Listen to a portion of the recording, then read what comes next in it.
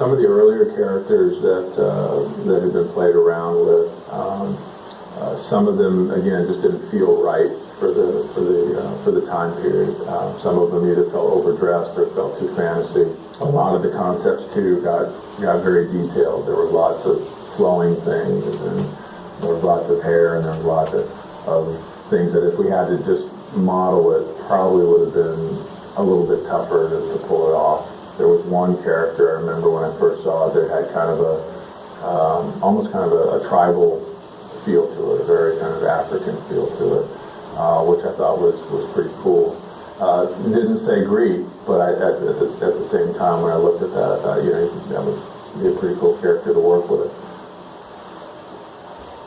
We went through images of the lone wolf kind of characters where you might have a hero with a little baby or a dog on his back. So just to kind of give something different, about the character and something that you can kind of relate to.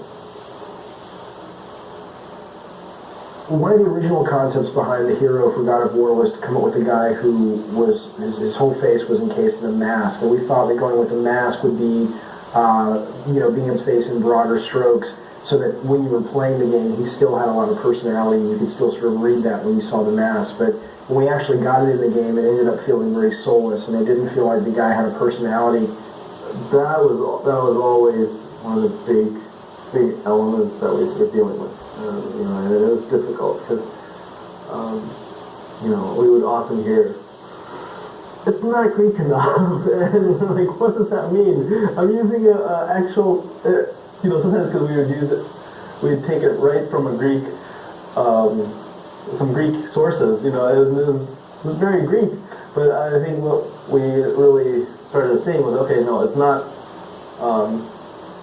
not Greek enough according to what the general public knows. And that's kind of what we had to go towards. These are, again, very traditional. Some of these were very kind of Greek images. And again, the more traditional it got, the more armor we put on him, the more he lost his individualism.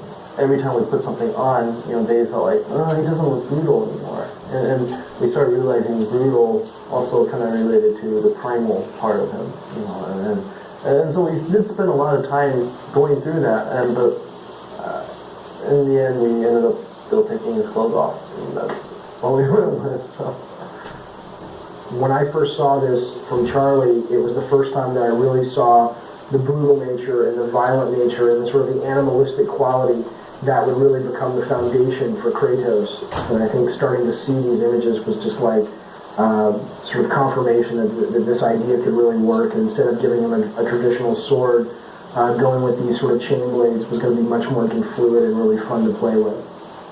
The main goal for the character of the game was always to create someone that looked really brutal and really nasty and really violent. Instead of sort of going down the traditional route of a iconic Greek hero with the plume helmet and the skirt and the toga and the sandals, we wanted someone who really made the player feel like he was being able to unleash his dark side. So the idea was always, how can we make him look more brutal? How can we make him look more violent and impulsive and nasty? And that desire always superseded sort of historical accuracy. So while you look at this guy, you may not totally feel at home in ancient Greece from a costume standpoint. I think he achieves the greater purpose, which is to give players a character that they can play who really does let them just unleash the nasty fantasies they have in their head.